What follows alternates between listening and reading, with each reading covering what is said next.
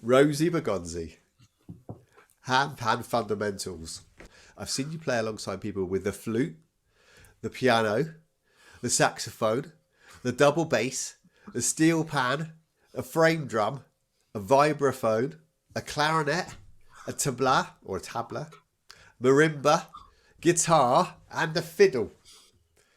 And now you've got something extra to add to that list. You're not interested in just one instrument. Please tell me what you did last week that made history. So last week I performed the first Handpan Concerto. So a concerto is when there is an orchestra and a soloist. And I've played in many concertos in the orchestra, but this was the first time that I have ever been the soloist with a handpan. And as far as I'm aware, there's never been a piece that's been written for a handpan player to play with an orchestra. I know people have done some amazing things, like Manu Delago has done amazing things with orchestras.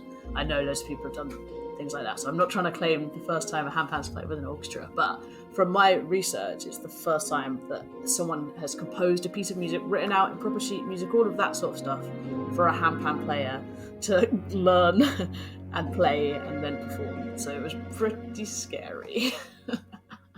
You are a history maker. It was absolutely phenomenal to see it all unfold on social as we do these days, right? We saw the build up, we saw all the little video clips, and we saw the elation and all the hugs and the well done roses afterwards. It was fantastic. So you just yeah, I bet they were. So you mentioned there, so was the piece composed for you and you had to learn the piece that was given to you? Is that right? Yeah, so I can tell you the whole story. Wow. It started back, well, actually, it started in lockdown. So many of us musicians by trade were sort of stuck not making music together. And so that's when I really focused in on the handpans. And mainly because I had it in my house, apart from anything else. But it meant that I could really sit and focus and play and create music, which was an amazing luxury. And during that time, I was speaking with Chichi, who is the founder of the Chineke Orchestra. And we were speaking, and she just sort of mentioned in passing, "Oh, I saw your lovely handpan thing. That's so nice." And I was like, "Yeah." And I just said, "Oh, wouldn't it be amazing if there was a handpan concerto? I don't think that's ever been done." And she sort of went, "Oh, yeah, like, sure, whatever." And then we got on with whatever we were speaking about. And then a year or so later, she said, "Rosie, can we have a Zoom meeting? Who do you want your concerto to be written by?" I was like, "What? My concerto written by? What do you mean?" So I mentioned this composer, Cassie Kinoshi, who's brilliant. I'd never met her, but I loved her music, the things that she was creating. And so we got as far as a meeting in lockdown. We were sort of talking about this idea of this concerto. Then nothing. I had nothing from her for 2 or 3 years. And then it was last summer, I was teaching. I teach at Goldsmiths University in London. And between students, I sort of checked my phone. Yes, I checked my phone and I sort of went, "Oh, I've got a missed call from Chichi. I wonder why. How strange." So I was just between, phoned her back. She said, "Right, so we're going to be doing your concerto." And I had to sit down. I was literally like, "What?" She was like, June the 8th, are you free? I was like, "Yeah, I'll be there." And that was it. So she got the funding. Whoa. She was able to pay Cassie to commission this piece of music. And that was in the summer. And there was a few weeks where she was just throwing these other dates at me. "How about Dresden? Oh, should we do this? Should we do that?" And then, the cherry on the top is this beautiful hall in Hamburg, the Elbphilharmonie, which I have played in before, and it's just so beautiful. The idea that I'm going to be there as a soloist is insane. So this was all kind of happening. And then I met with Cassie and we sort of chatted. I showed her, obviously, all my handpans. We spoke about which ones I wanted to use. And I was super keen that I wanted to use a matched pair. So I've been working with Tim Tom of Celestial Sound to make a set of handpans that works together. So I wanted to use 2 of those ones. So we sort of spoke about that and she was drawn to certain things. And yeah, it just kind of went from that. So she had never played a handpan before coming to my house. Right. Yeah. She's a saxophonist and a composer. But she totally took the challenge on and she would send me through drafts and I'd be like, okay, so I only have 2 hands, so I cannot play that. So we'd kind of be altering stuff. And there was a bunch of stuff that I said, it is technically possible, but it's really hard. And she was like, right. And then I got the music through, and she'd done loads of that stuff. So it was really tricky. But it was so beautiful as well, because the sorts of things that I play when I sit down to play a handpan are similar to the sorts of things that you play. That any handpan player would come up with a certain set of ideas, and she wasn't limited by Yeah, that at all. I mean, I wish she had been, but she was not. of course. Had these ideas, and I had to then make it work by contorting around the two instruments, and that's such a brilliant Yeah. challenge. It's brilliant. But just for people that don't know your background, Rosie, you are a classically trained percussionist, like you said, and it looks like on your YouTube channel. Did you start with playing the timpani and marimba in Yeah, orchestras? That's yeah. what If you you go did, yeah? if you go back, you find me with a very different look, playing all of these classical instruments, and I was studying music at uni, so I would just kind of record my performances mainly for me, and some of them actually have done quite well now on YouTube because they're playing those kinds of like pieces from like the repertoire that everyone plays. So they're there if you want to see me boffing some timpani and all that sort of stuff. And so that's kind of where I started, and then I came to the handpan when I heard a busker playing, and I was just like, "What is that sound?" And it really. But I was still studying. I was studying at the Guildhall School of Music and Drama at the same time, classical music, kind of finding the techniques that I was learning, so frame drums or djembes, congas, those sorts of instruments, finding ways to play the handpan using those influences. Will you be going back to those instruments, or do you now consider yourself a handpan player, or are you a percussionist? I'm a percussionist, yeah. So I make my London rent by playing other people's pieces of music often. So different types of percussion. I did a play at the Globe this winter, and in that I didn't touch a handpan. I was playing vibraphones and bass drums and cymbals and that kind of stuff, which I also adore, and I think it really influences my handpan playing. So I'm super lucky that I get to keep all of those things going. I think you're very, very important for people like me in YouTube in regards to the handpan and learning the handpan, because, as you well know, you don't need to know music theory to play the handpan, but it certainly is very, very helpful and important if you do. With the way I kind of think about the theory stuff, like, so you can be the most amazing handpan player or the most amazing musician and not know any music theory, and that's totally fine. But for those that want to, even if they don't yet know that that's what they want to learn, if I can raise the general level of music theory in any way, then that's such a joy, because then more people can be like, oh, D minor, A minor, blah, blah, blah, and we're talking on this other level as well as an option. Of course, when you get into handpans and you can afford to buy them, you start to buy more than one. And if you know the fundamentals of music, then you can understand how they will work together potentially, which is exactly what you needed to do on stage. And obviously, you mentioned Mano before.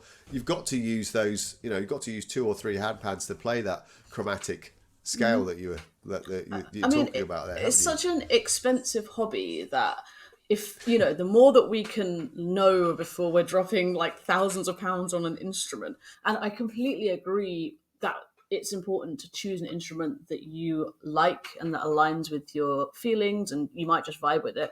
But at the same time, I do think it's helpful to understand, oh, that's a minor scale, or that's a natural minor scale. So I like that, but if I take a bit from this, then it will sound a bit like, So I think, and those things built, like I always say, theory is like a language. Like people come to a 1-hour workshop or a 3-hour workshop with me, I don't expect them to like speak fluent theory, but if you can speak enough of the language to like ask where the bathroom is and like order a beer, then you can start to get around, and then slowly you pick up a few more words, and suddenly you're like reading this book in this language that you had never spoken before. So I think it's like just grabbing those little moments and seeing if we can start to take some steps forward. But do you know what the funniest thing is, actually, Phil?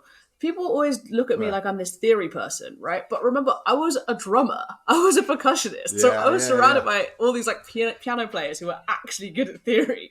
So it's so strange to me now that anyone is ever asking me these questions when I still feel like I'm just playing catch up and just learning like so much still. Like I've just been in Australia and hanging out with him.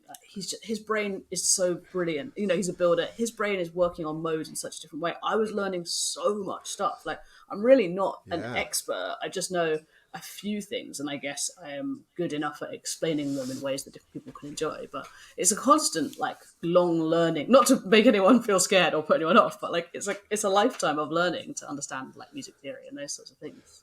Yeah. So back in Australia, it looked amazing. It had a great time with Amy.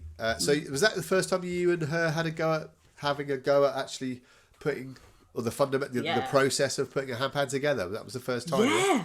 Oh my god, it was magical. And like, again, it's these things that we hang out with. They're our job. We work with all the time. But like, I don't understand how they work. So literally, just Yeah. the things that Tim would mention over the dinner table, I would feel it like sparking. Like, oh, that works because of that and that and then. And he's such a like he's just so good at talking. Yeah. I love him. So we got to have a go at every stage of it. Now, I've been telling everyone Right. that we made our own handpans. To be honest, Tim's hands were very close, very close to ours at all stages. And I think he might have turned down the pressure on some of the tools that he gave us. But we really did get super hands on and try Wow. dimpling, try shaping. The design of the handpan, like the patina, the way it looks, he let me do that completely. I mean, well, he helped me, but I held the tool and did it, so I will always know. And Amy chose a different aesthetic, and she got to get really involved in that. And so, like, that's such an amazing experience. And the best thing was, he literally just measured my hands, and he said, "I'm going to put these two notes this far apart for you." And I was like, it's completely custom, like it's duh, like so to have that kind of relationship with a maker, with a builder, and I can't wait to get this instrument through. He had to glue it and do all these things, so we don't have them yet, but it's so exciting. That was my next question. Were they made for you? And obviously they were. Well, that is exciting. That is incredible. Yeah. So you'll have that's a special. You're gonna have to find another gap on your. Oh my god, I'm out of space. I Rosie. can't believe it. I live in London, right, in like a tiny flat, and this is my living room that I'm in. And my housemates are very kind and let me store my handpans. And like one of my housemates has handpan cases on his wardrobe. Like it's getting such a problem. Like Oh wow! I've got to find some more storage solutions. It's a good problem to have. I could talk to you about handpan stuff all day, but I really want to try and sort of go back to that amazing thing that you did, the concerto, because I feel like I don't want to feel like I've brushed over it. I certainly haven't. I'm very excited to talk to you about it a lot more. You looked quite nervous the day before. Quite nervous. That build up, we've talked about learning the piece. How many times were you together to learn the piece together? I mean, orchestra rehearsal, the schedule of it is really, really short. So they had one day where they rehearsed it without me for about an hour. But I didn't have my instrument, but I came down on that day just to listen to it. And I ended up kind of directing the rehearsal because they were asking questions.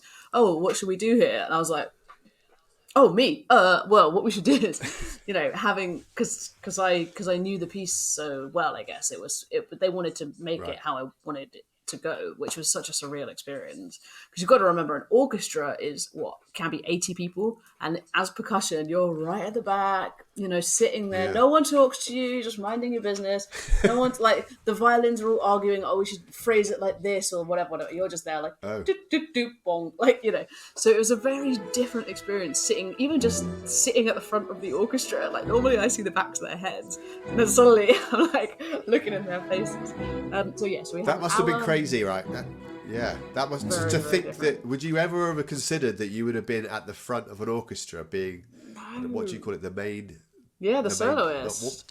No, I mean, I did a vibraphone concerto many years ago with my university orchestra. So not quite the same scale of terrifyingness, but that actually the first time I did a concerto, that's the only time that I was so nervous before a performance. I thought I was physically going to be sick. So my nerves and I weren't feeling the best, I guess, about the whole concerto idea. So we had an hour of me listening, and then we had 2 1.5-hour sessions, so a total of 3 hours with the orchestra.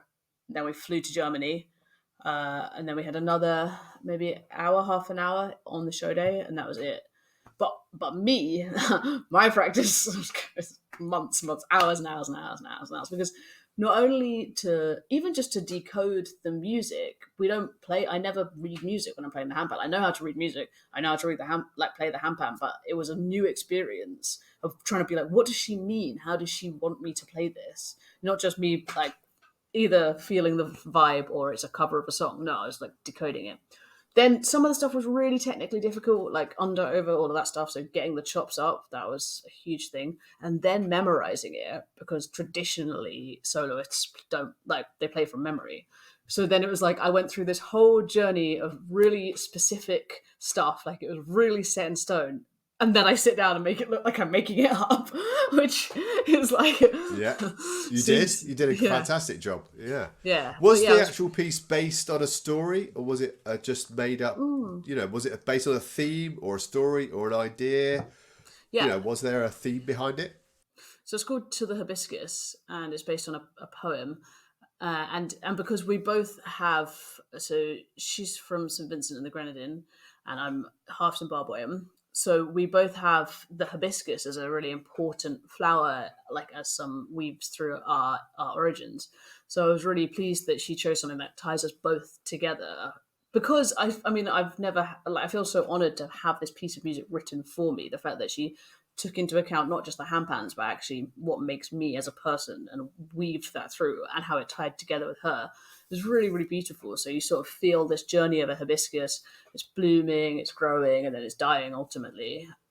So that's what influenced her with the piece. And there was quite a famous handpan player there, David Kuckhermann, who I saw on your socials. Now, he was in Germany at your performance in the audience, was he? Yeah, he came to the world premiere, which was really nice and obviously quite terrifying. I mean, he's just the sweetest man. He's so lovely. He's so supportive. Like, both Amy and I have been so kind of supported in the handpan things that we do, and he's such a generous man. It was a real inspiration. Aside from his music, like, he's also obviously a brilliant musician, brilliant educator. And like, he and I have spoken for hours about like music teaching, because we're both really passionate about that. So it was really lovely of him to drive over and watch the show. But it added a level of fear, because of course for most people in that concert hall, even though it's a big concert hall, that may have been the first time they'd heard a handpan. So you're already winning a nice handpan. You play one note, bong, everyone just goes ooh. You play two notes, bong, bong, oh, right. But then when you have people that are super knowledgeable about handpans, then there is another level of pressure already on there. And talking about pressure, you obviously were asked or were introduced or invited to do a little bit of promotion for it. And we heard you and saw you on BBC Radio 3. Was that a couple of days before, or how far it was actually... Was that live? No, it was the day after I landed from LA. So I arrived home, and then literally the next day I was like blearily like making my way through to where they record. And that was that was a lovely interview as well. Tom was so nice and seemed like he'd obviously been briefed, but he seemed like he'd really learned a lot about the handpan. And I met the producer who'd obviously been delving in. So they were really asking, and it was such a funny thing. Like, it was like a 45-minute chat, and she was like, "Yeah, I think we'll cut that down to about 3 to 5 minutes." I was like, oh, great. And he had to go and everything. Like this video. Yeah. Oh, that's fantastic. So, and that was really, really good fun, because I just love talking about the handpan. Like, when you asked me if I wanted to do this, I was like, yeah, talk about the handpan. Brilliant. I'm in. I was thinking about it a lot today, obviously building up. This is the first time I've done this interview, but I don't think I'm going to get the opportunity to speak to many people that have made history. You have done something that nobody else on the planet has done. I don't think I'm ever going to get to do that again. So fair play to you, Rosie. Absolutely fair play. You should own it, and I'm sure you are owning it. So we are all super proud of you. We are super proud of you. I mean, it's been amazing. It went well, which was like the thing that I was most scared about. Yes, I was feeling the weight of its handpan history, and I was definitely aware that this is the first time a lot of classical music, bigwigs are going to be hearing a handpan used in this way. And if it's rubbish, they may never experiment with that again.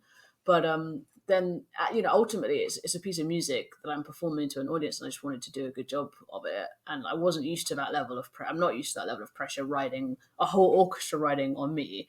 So, yeah, there was a lot kind of going on for me. But the fact that it seemed to go well and the right people seemed to be pleased about it was just like exciting. So some people, and I know people say these sorts of things, but people are already talking about, next time, da, da, da, or if we do it again, da, da, da. So that's like, should that happen, that would just be amazing. Well, I hope it does. I hope it does. You know, you are paving the way now, aren't you? This is the start. So you were very nervous. There was a lot of important people in there. It was a very important moment. What, if you've got any advice for people, what did you do, or how did you get over that nerves and that excitement before? Did you actually do something specific that helped you relax to allow you to perform? I was so lucky. So when I was in America, I was chatting about this concerto thing coming up and like, oh, my feelings around it. And then when I got back, this guy Greg, oh, let me triple check his surname. I just know him as Meditation with Greg. But he reached out to me, which was so sweet of him, and he kind of said, Rosie, Greg Kruger. He said, Rosie, the way that you're speaking about this Handpan Concerto, like you're just bringing so much negativity into it. And that is something that I've always felt with classical music, like because it's so precise and it has to be perfect, really, that I kind of felt that pressure riding so heavy on me that I was actually speaking about it in quite a negative way. And he was just like, okay, listen, let's change this. So he hopped on a Zoom chat with me, which was so kind of him. I'd never really done breath work before, but so he has like a beat, and you're breathing in and you're breathing out, and he was getting me to visualize these things and essentially, putting myself forward to once I'd finished the show, really getting that visualization of like the joy and the jubilation, which was just, I don't know, I thought of it, and this is the kind of advice that I give to other people all the time, but I just had not quite approached it like that. And within that kind of hour with him, it just really helped me to just find that joy and that spark and that positivity. And then he also made me an audio recording, which I listened to like kind of 20 minutes before the show. I was sitting there listening to that. So check out Meditation with Greg on Instagram. He just like shows a bunch of cool little 30-second breathing exercises. Also, maybe Phil, you can link him because I feel like I really owe him a lot, because he just took that time. It was just what I needed in that moment. Yes, I could practice the music, but actually I needed to get the mental game of calming down, and it's going to be okay. And it's so funny. Like I literally made a video like a few years ago about like 5 ways to get over your nervousness and blah, blah, blah. But I didn't do any of them on myself. Like in that moment, it's like the more nervous I was getting, the less I was remembering any of my tips. So finding that stuff, finding you need some help. You need support. You need an outsider sometimes. Yeah, you can't like give yourself a massage. It's kind of like that, isn't it? It's like you kind of have to. Yeah. So for sure. And of course, there were so many other people around me. Like my housemates were amazing. They were literally like feeding me and patting me on the head, and like my parents, and Amy was brilliant. Amy came to Germany as well just to see the show. So like finding people who kind of knew what a big deal this was for me and were really up for just either saying it's going to be fine or saying keep practicing. Whatever I needed in that moment. There's always an ongoing question I have in my mind: who is cooler, Amy Naylor or Rosie Bergonzi? But this week, there's no competition, is there? There's no doubt that Rosie Bergonzi is cooler than Amy Naylor. Well, and I know you two are very competitive, and she posted it on her socials that my girlfriend is cool. So you are officially cool, according to her. Talking about cool, you needed to look pretty cool when you were performing, and I like to talk about the suit, because the suit was pretty cool as well, I thought. Talk to me about the suit, where you got it from, why you picked it, all that sort of stuff. Yeah, I went shopping with my housemates, and I was like, I need to look cool. I need to look really cool. And one of my housemates suggested I was wearing a little hibiscus, like a pin, like a little badge, which I put on the front. So I got the suit, I got the blazer, because a massive consideration for any kind of handpan player is not having buttons down the front, because inevitably button on metal, it kind of clangs. So I found this shirt that's kind of ruffled, it covers, Phil will put a picture in, but it covers it up, so there wasn't going to be any kind of sounds of metal. And I had these boots, and I was like, okay, it's a very fancy thing, I've got to wear these fancy boots. And that was all fine. I put my feet up, because I tend to lean my feet up against the back of the chair just to get my legs level, because I'm little. And they just kept sliding down, I was like, these boots don't have any grip. And then I was like, and it was like the day before the show, because I had left it to the last minute to check the boots.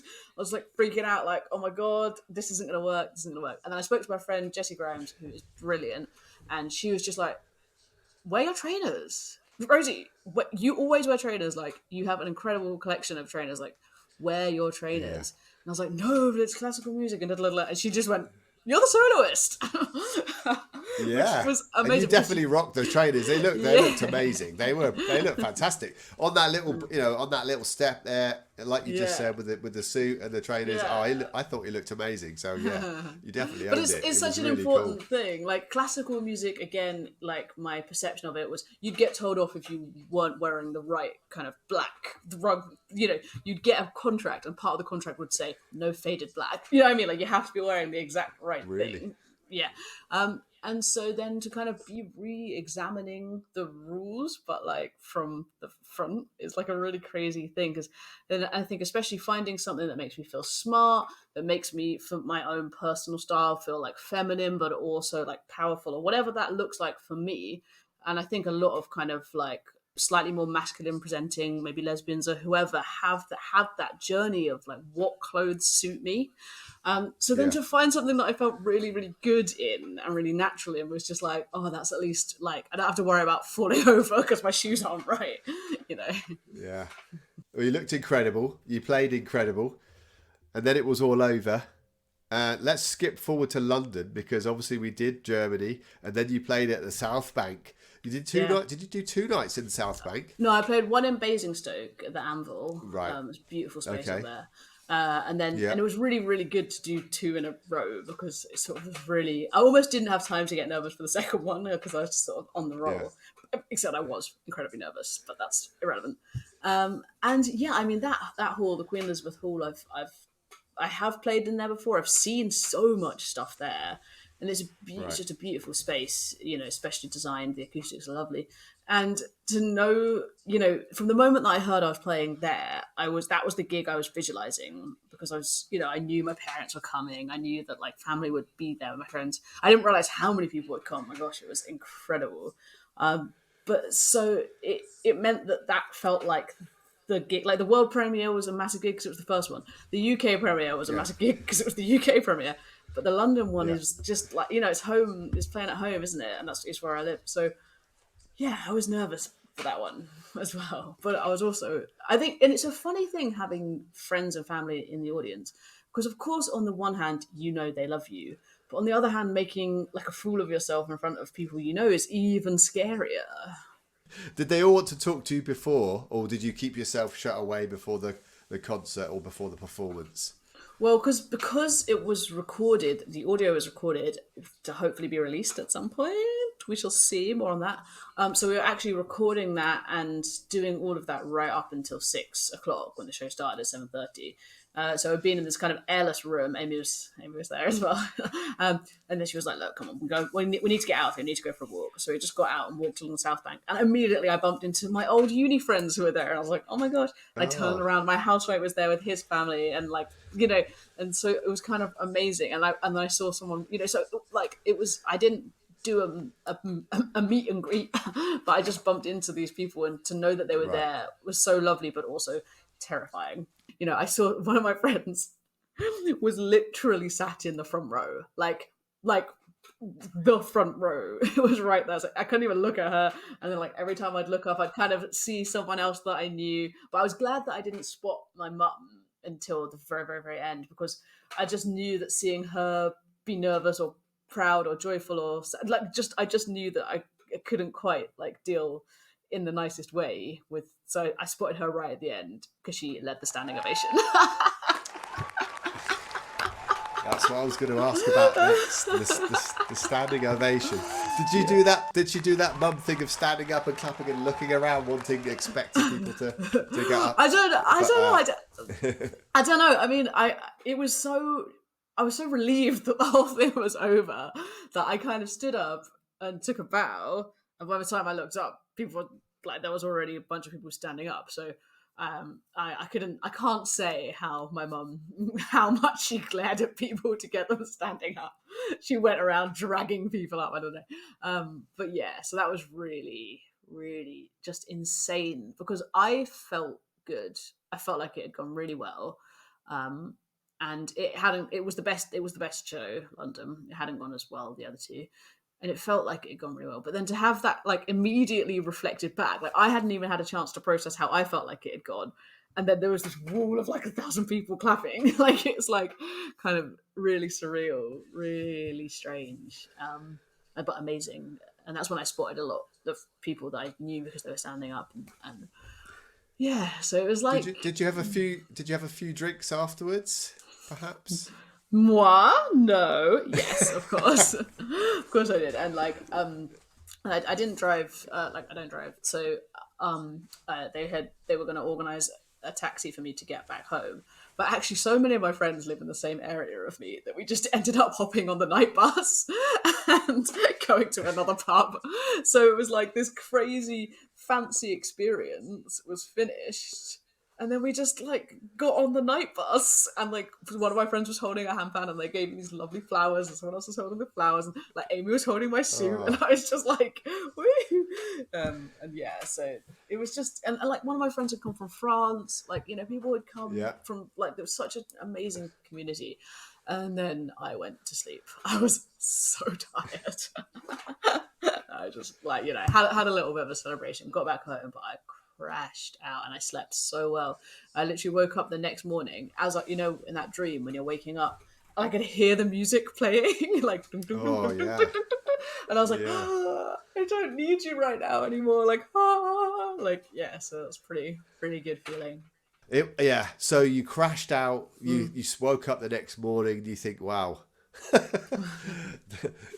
That was done and dusted, but you've got a few more shows to go. Yeah. Whereabouts are the last two shows? The other two are also in Germany. So one is in Wiesbaden and the other one is Handpan Uk. So if you're in either of those places, come and see it, please. Especially if you're a handpan person, because people keep asking me, is there going to be a video? And there's not going to be a full video released. So I've been sharing a few little clips, but there's not going to be a full video. But hopefully there'll be an audio. So if you want to see it, you might have to come and see it. Well, on behalf of all handpan players across the world, Rosie, and all your friends and family, we are so very proud of you of what you've done and what you've achieved. You've put so many.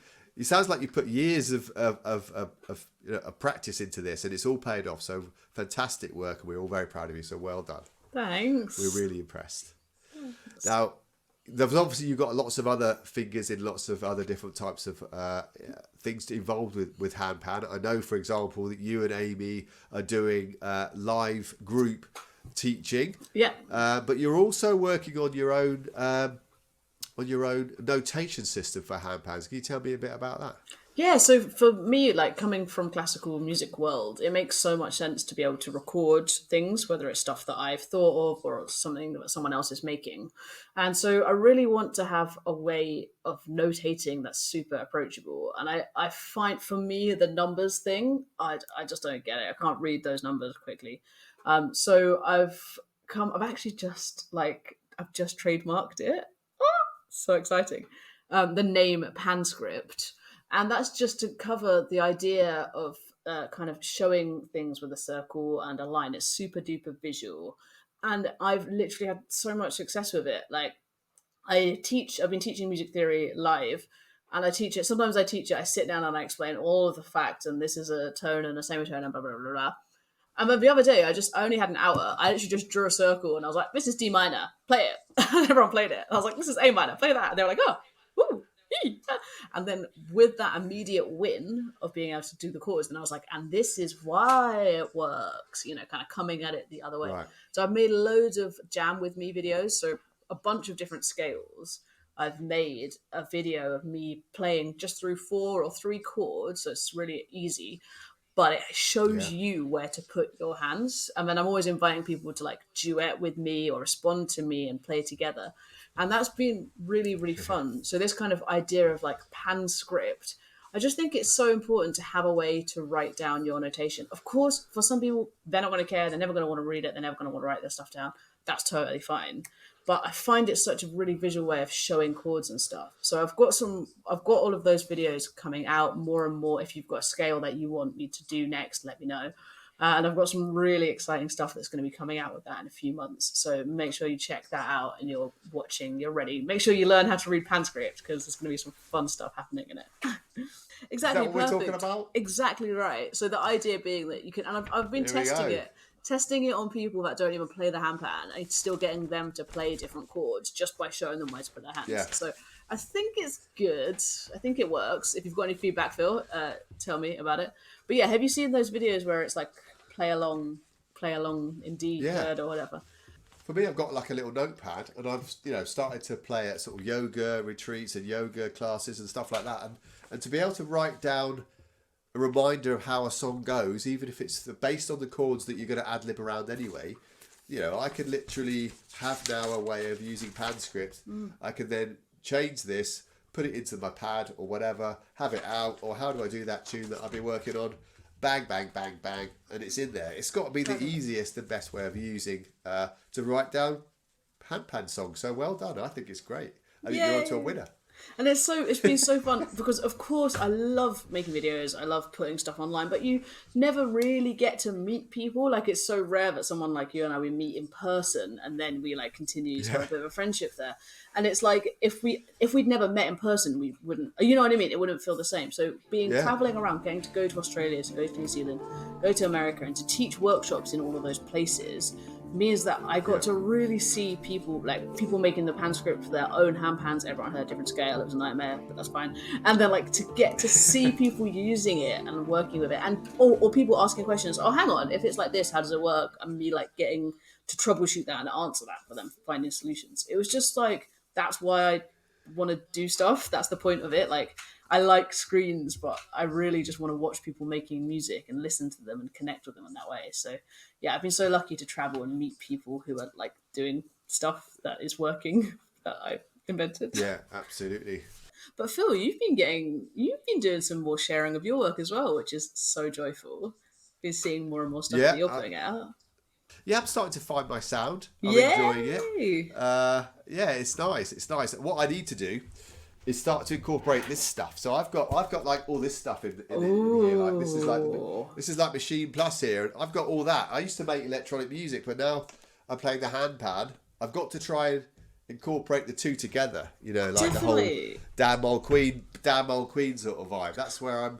That's where I should be. The handpan is such a beautiful thing because it's so early in the handpan's life that so many people come to it already with these other skills. I came with these orchestra skills. You're coming with these electronic music skills. Amy came with her folk skills. We all come with these skills and we get to bring them to a handpan. Like now these kids are being born into handpan. There are children whose first instrument is handpan, which is amazing. Ibni over here, we met Sunny over in Australia. Just these like brilliant kids.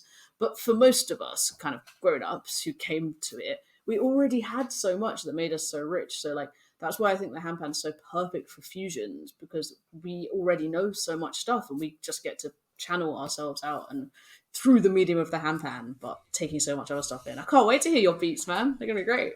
I will gradually get there, and I will gradually come up with the idea. Maybe I just need a little bit more inspiration from somewhere. It's going to come at some point, but I'm not in a rush.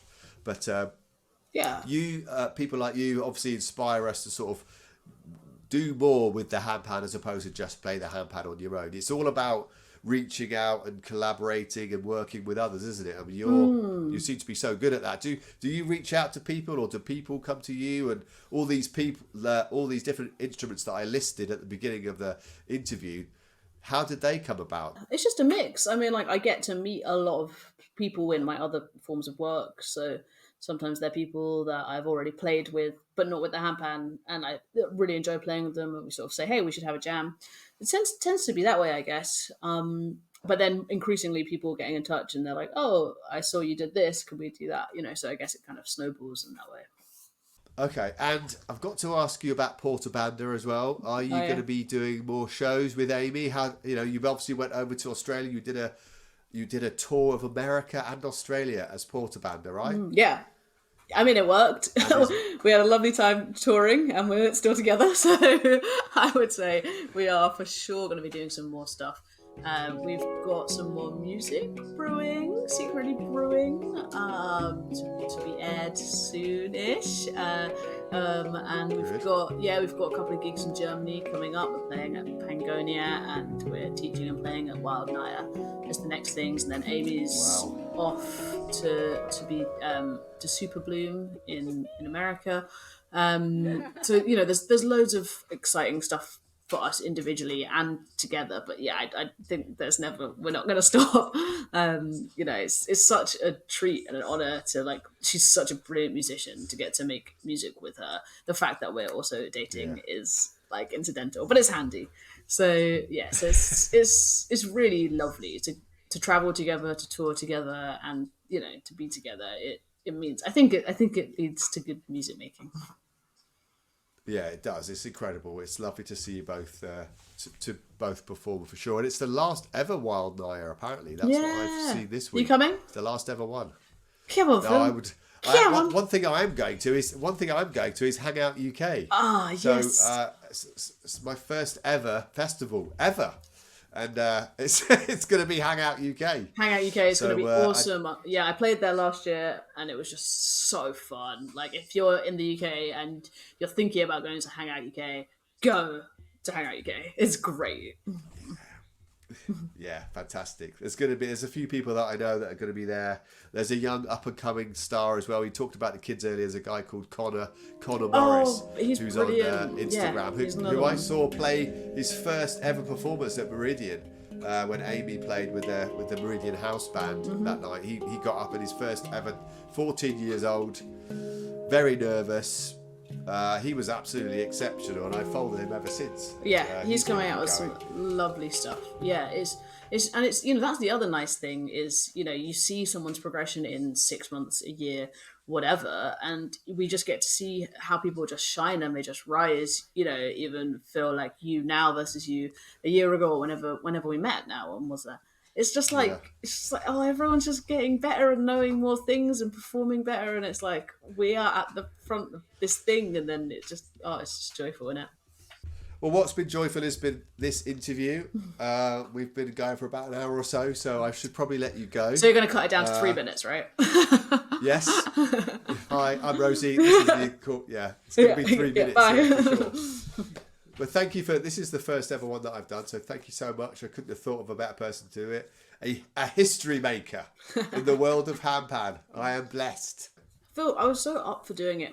The reason is people like you who are so active online and who write comments and who are so supportive and joyful. That is the reason.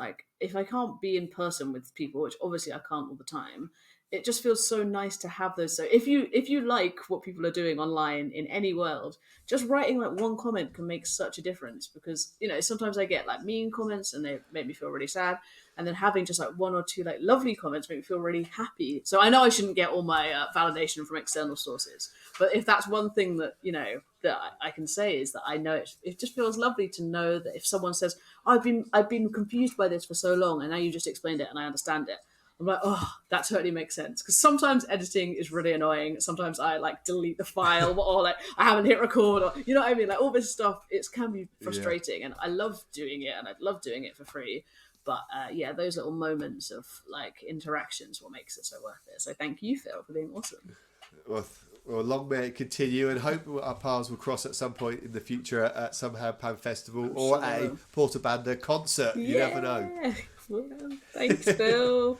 All right, Rosie, thank you very much. You take care. You too. And, I don't know how to end this video. What should I say? Don't forget to subscribe to Phil. He's going to be doing more of these awesome interviews. He's such a cool guy. He's a legend. If you haven't already, check out his videos. Write a comment for Phil.